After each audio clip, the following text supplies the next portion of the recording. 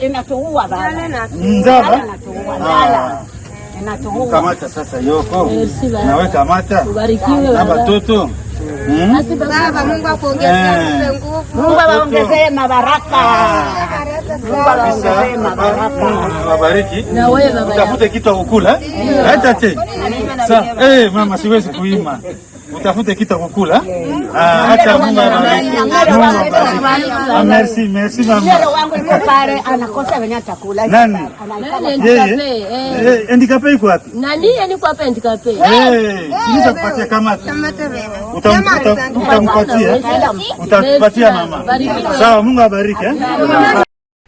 Ndabahaje niriwe mwese canke mwaramutse bivanye naho buri umwe aherereye banywanyi mudateba kubana natwe ngaha kuri mbonesha kure imwe rugende bakiriza amakuru atosoye abarabana n'umutekano politique ubanye n'abakungu ndetse n'ubuzima bwa munsi bw'abanyagihugu ni kumanywa yo kuri uyu munsi wa kane w'indwi kwigenekerezo rya 11 Kigarama 2025 tugiye kurebera hamwe situation ihari mu buseruko bwa leta yaranira intwaro rusange ya Kongo na makuru akomeye y'ibikomeje kugenda biba kugeza ubu guverineri Perusi yamaze kwimukira mu gace yagiye kure ahitwa Makabora niho yamaze kujya gushinga ibiro nyuma yuko 23 igeze mu bice bitandukanye tajyara abajenari babiri begeranye jenari vya Mungu uyu niwe wungirije General Sultan Emmanuel Makenga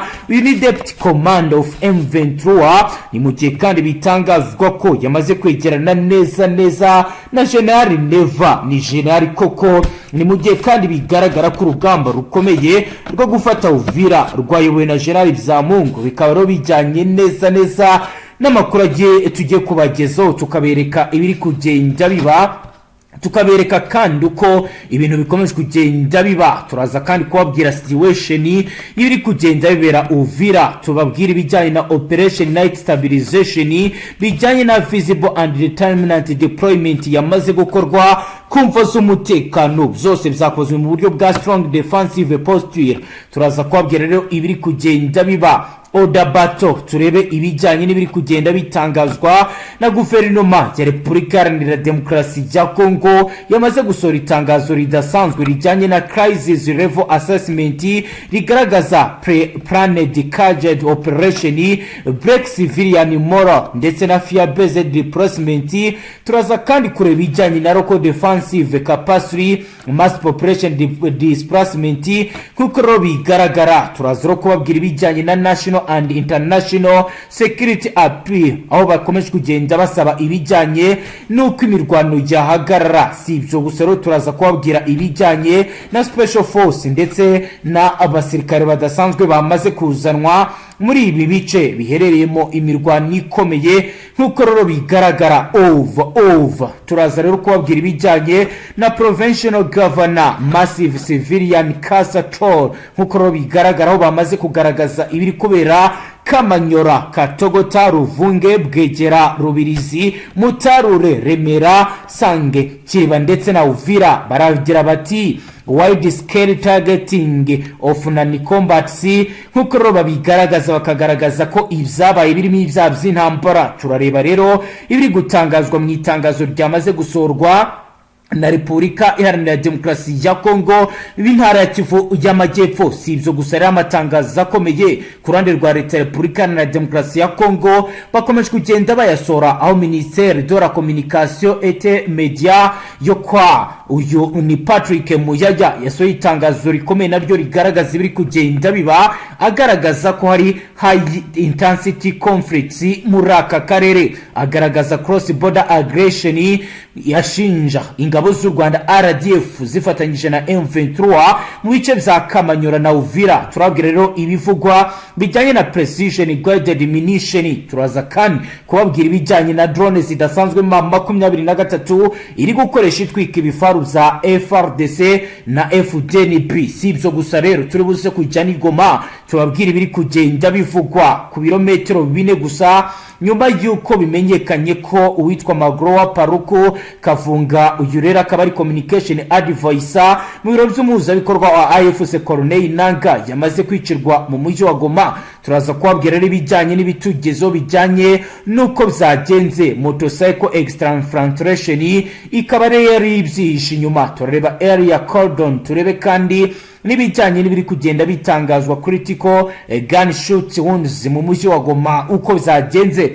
Turazero kubabwira ibiri kugenda bigaragara muri aka gace ndetse n'amakuru y'iperereza amaze kugaragara over. Turababwira kandi biri kubera ku mupaka wa Kavimvira Burundi bwamaze gufunga ndetse bwamaze gutangaza ko hashyizwe mu bihe bidasanzwe. Ni muzuro tubane kuri page ikomeye yanditseho amakuru atoso yarabana n'umutekano, politike, ububanyi n'amakungu ndetse n'ubuzima bwa munsi bw'abanyagihugu. Turahera Goma tubanze turebe ibiri kugenda biba, turebe kandi ibiri kugenda bigaragara ndetse n'ibikomeje kugenda bivugwa bimaze iminsi bigaragara ndetse bijyanye n'ihungabana ry'umutekano ku giti gira intangere nk'uko amakuru tugira bivuga. Ni muzuro tubane muve kuri babandi bababeshya muze twiganire mu buryo bwa gisirikare bikomeje kubera mu buseruko bwa leta yaranira intwaro rusange ya Kongo. Umutekano uri gucungerwa mu buryo budasanzwe ni mu gihe Fardc yacitse igikuba bijyanye n'ibiri kugenda biba. Reka duhere Goma mu birometero bike uvuye mu karere ka Rubavu, Zambuga ngari ndetse na za Grand Barriere, Petite Barriere. N'amakuru ahari agaragaza ko ku mugoroba wo kuwa gatatu kwigenekerezo rya 10 Kigarama 2025 mu mujyi wa Goma ari umunsi udasanzwe. Humvikanye amajwi y'imbunda yateje impagarara mu bice biri muri kilometero 4 nyuma y'akanya gato hamenyekana ko witwa Magro Paruku Kavunga wari communication advisor mu biro by'umuhuzabikorwa Alliance Fleuve Congo kwa Corneille Nanga yarasiwe mu muhanda. Bikaba rero byabaye ikibazo gikomeye. Uyu no mugabo uri mu kigero cy'imyaka 58 y'amavuko yamenyekanye cyane mu itangazamakuru nka founder of Radio Kivu ya mbere, yari kandazwi nk'umusizi, umwanditsi, umucamanza, umunyarwenya ndetse n'umujyanama mu bijyanye n'umuco muri Minisiteri y'Umuco ya DRC mbere yo kwinjira mu bikorwa bya politike no mu rwego rwa communication muri Alliance Fleuve Congo. Amakuru atangwa n'abaturage bari mu gace ibi byabereyemo aravuga ko uyu Paruku yarari mu rugendo rusanzwe igihe yagabwagaho igitero targeted shooting, aho abantu bataramenyekana babonye uko byagenze bavuga ko byari bisa niho ari ambush yakozwe mu buryo bwa hit and run tactic, aho rero yagabweho igitero mu buryo bwihuse hakoreshejwe motorcycle exfiltration cyase abagendaga kuri moto. Abasirikare bari ku rwego rwa AFC Patrol Unity bahise bakora area cordon and research bagerageza gukumira uwarugabye igitero. Nyuma y'ibyo bikorwa byabaye Paruku yahise ajyanwa mu bitaro Goma General Hospital mu buryo bwa medical evacuation, ariko bikaba rero byaje kurangira yitabye Imana kubera critical gunshot wounds cyase ibijyanye no kuva bikomeye bizaturutse ku masasu yarashwe. Uyu Paruku wari inshuti ikomeye ya Corneille Nanga yari yarashyizwe ku rutonde rw'abaregwa mu rubanza rwa gisirikare rwabereye Igombe mu kwezi kwa Nyakanga 2024, aho we na Nanga n'abandi 22 bari bakurikiranwe ibyaha bya war crime, terrorism, inciting armed insurrection, collaboration with armed group. Urukiko rwari rwaramukatiye igihano cya execution sentence nubwo rero yakomezaga kubaho mu gace kagenzurwa na 23 bigatuma adatabwa muri yombi, ariko yari yarakatiwe. Bikaba rero bivugwa ko kuri ubu bikomeje kugenda bikorwa iperereza. Turebye rero icyo Alliance Fleuve itangaza mu itangazo ryasohoye mu masaha yakurikira iraswa ry'uyu AFC ku ruhande rwa political wing bemeje urupfu rwe, bavuga ko yabonye urupfu rwe. Bikaba rero bivugwa ko rwabereye kwa muganga, bakavuga ko rero batangiye joint investigation task force igamije kumenya ibyabaye ndetse n'ababyisha inyuma. Nkuko rero bigaragara itangazo rya AFC ryasohotse rihuje military command counter intelligence operation, baravuga ko bagomba kongera umutekano bakongera kandi bijyanye n'ubugenzuzi. Abasasanguzi ba gisirikare bavuga ko iyi assassination incident ishobora kuba ifitanye isano n'intambara irimo guhuza umutwe wa AFC ndetse na Fardc cyangwa se internal rivals mu nzego za politike n'itumanaho muri Alliance Fleuve Congo. Bamwe rero mu bagisasanguzi baravuga ko ashobora bishobora no kuba hari ikibazo gikomeye muri Alliance Fleuve Congo, ariko ko hagomba gukorwa iperereza hakamenyekana uko byagenze hashingiwe ku bimenyetso bya mbere. Abasasanguzi baravuga ko models operandi yerekana ko igitero cyakozwe n'abantu bataramenyekana mu bikorwa bya urban warfare, gukoresha small firearms no guhita bakaba rero bivugwa ko bigomba gukurikiranwa hakamenyekana ukuri. Urupfu rwa Paraku rukaba rwateje umwuka mushya mu miyoboro n'umutekano muri Goma, mu gihe investigation teams zikomeje gukora iperereza mu bikorwa bya gisirikare ndetse n'umutekano kugira ngo hamenyekane ikihishe inyuma y'ibyabaye ndetse nuko ibintu bihagaze. Kuri ubu rero n'ibikomeje kugenda biba mu gihe hari andi makuru agaragaza indi situwasiyo ndetse n'ibindi bikomeje kugenda biba. Reka tujye muri Sud Kivu. Mu masaha yakurikiye operation night stabilization, ubuyobozi bw'intara Kivu y'Amajyepfo bwatangaje ko Uvira City yaraye mu mutuzo n'ubwo visible and retirement deployment umutwe ukomeje kugenda ugaragara. Uyu mutekano w'amasaha make ukaba watewe nuko ingabo zagaragaje strong defensive posture nyuma y'imirwano ya ku itariki ya 9 z'ukwezi kwa 12 yabaye. Nkuko rero bigaragara amakuru yemejwe n'inzego z'iperereza aragaragaza ko ingabo zikomeje kugenda zikora ibikorwa bidasanzwe, aho rero bagaragaza ibiri kugenda biba ndetse bakagaragaza uko bimeze. Nyuma y'urugendo rwa guverineri ku igenekerezo rya 7 z'ukwezi kwa 12 2025, raporo zavuye mu bitaro bya Uvira zemeje ko abaturage 413 bishwe n'amasasu ndetse grenade ballistic ndetse na za bombe aribyo byari bigizemo uruhare. Iri rero ni itangazo ryasowe n'ibiro bya guverineri w'intara Kivu y'Amajyepfo bigaragaza ibyabereye mu gisagara cya Uvira. Abantu bataramenyekana ikamanyora Katogota Ruvunge Bwegera Rubirizi Mutarure Remera Sange Kiriba na Uvira baravuga ko bapfuye. Iyi mibare yerekana wide scale targeting na ni combat harimo abagore n'abana. Bigaragara ko ibi ari international mass atrocity partner, aho abatuye bivugwa ko ibi byagize uruhare rukomeye mu kubuza abaturage amahoro. Guverinoma ibinyuze mu kuri guverineri wa Sud Kivu yatangaje ko ibikorwa bitari ibintu byo kwihanganirwa kuko bihungabanya bikomeye ituze rya rubanda. Ibyatumye habaho ugupfa kw'abaturage, abandi barenga 300 bakaba barahunze mu bice bitandukanye bari batujemo. Guverineri wa Kivu y'Amajyepfo yasabye inzego z'igihugu n'izamahanga gukurikirana ibijyanye na grave human rights violation ziri gukorwa mu gace kagenzurwa na M23. Abashinja rero ibijyanye no kuba babangamira bikomeye abaturage. Kugeza ubu M23 nta kiravuga kuri ibi biri gutangazwa. Hagati rero mu gihe leta ya Repubulika Iharanira Demokarasi ya Kongo ikomeje guhangana n'urugamba rukomeye, hasohotse itangazo rikomeye ryasohotse mu biro kwa Mujyajya, mu gihe leta ya Repubulika Iharanira Demokarasi ya Kongo ikomeje gutangaza ko umutekano muri Uvira urimo kuzamba ku muvuduko uri ku kigero hejuru. High intensity conflict, ibikorwa bya gisirikare byakurikiwe n'impungenge bikomeje gufata indi ntera, birafata indi sura ya cross border aggression nk'uko rero babigaragaza. Amakuru ava mu nzego z'iperereza za Fardc baravuga ndetse baremeza ko mu minsi ishize habayeho coordinate offensive operation zakozwe hakoresheje intwaro zigezweho zirimo kamikaze drone,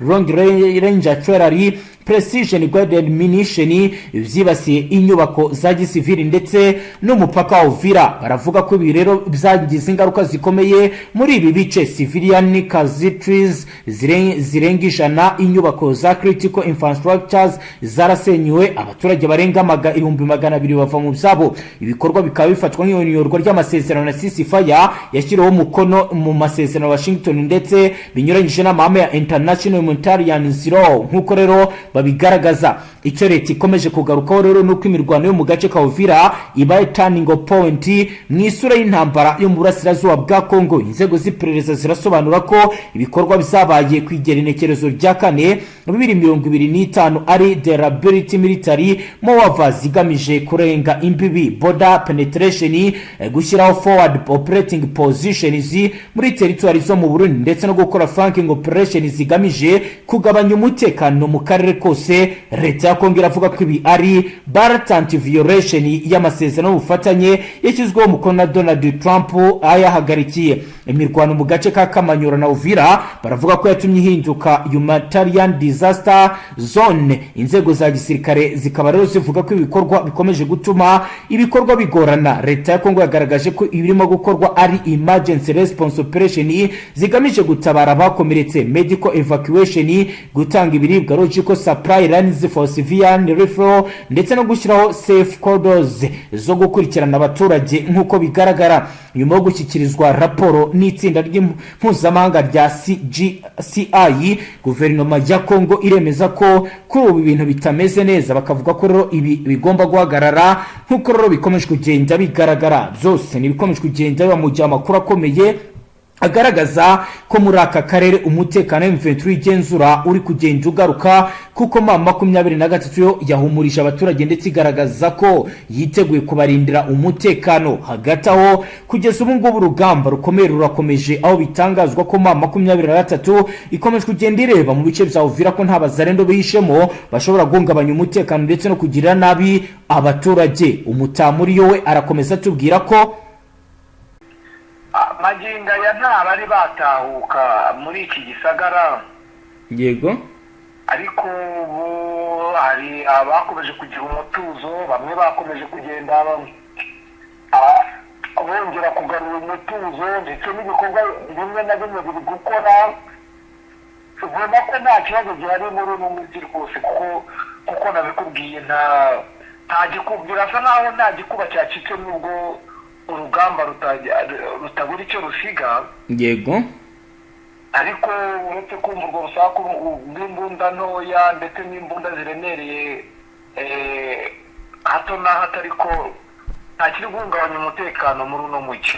naho kubijyanye n'abasirikare Burundi biri kuvugwa ko les anciens combattants kuri ubu bamaze gutegurwa kugira ngo baze bacungere umupaka. Byo bihagaze gute bwana Safari? Ingabo z'u Burundi zo zatangiye gucunga umupaka ku itariki ya 8. Yego, aho zabonaga ko bitagishobotse. Yego, kuba bakomeza gufasha ihuriro rya Fardc mu kurwanya inyeshyamba za 23 bitewe n'uko abapfushije ingabo nyinshi cyane ku rugamba. Yego, babona ko nibakomeza kwijandika mu bintu byo kurwana bishobora gutuma bisaga mu ntambara ikomeye, bagateza akaga gakomeye muri iki gihugu cyabo cy'u Burundi.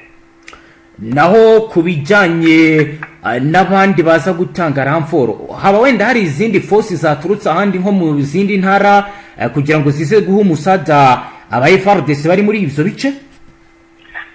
Nakubwiye ko na special force yari yaturutse Kinshasa. Yego, itigeze igera muri aka gace k'amajyepfo, kuko yarubukiye i Bujumbura, abari higuma magingaya. Ibi byose bibaye n'ubundi iyo special force yari yaturutse Kinshasa ikibereye i Bujumbura. Yego, ntawamenya ngo bokeje iki iby'urugamba ndetse na taktikoma z'abantu, ntawamenya ngo bategereje iki. Izi special force zaje ngo zirwana kubi, ariko zigeze zigira ikintu zikora.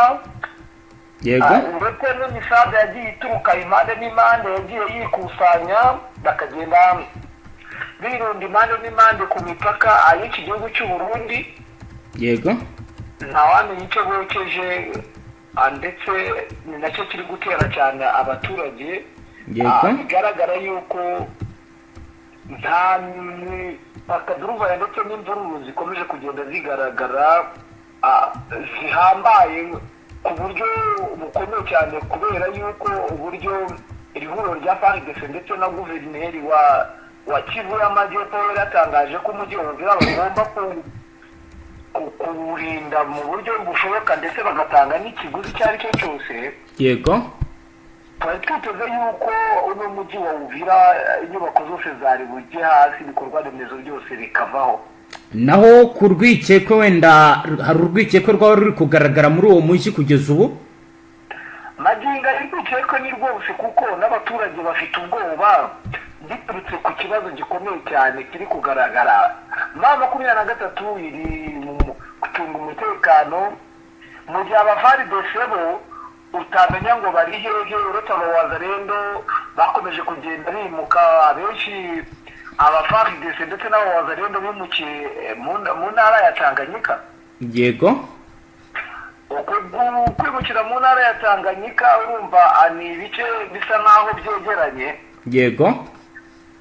Uzi yuko mu gihugu cy'u Burundi naho hari ingabo nyinshi z'abakongomani, nakubwiye ko special force yaje gutanga umusada yaturutse Kinshasa yaruhukiye Bujumbura naho yari ikiri. Yego. Ukongeraho abasirikare benshi cyane b'ingabo z'u Burundi basa naho bari barundiye hariya ku mipaka.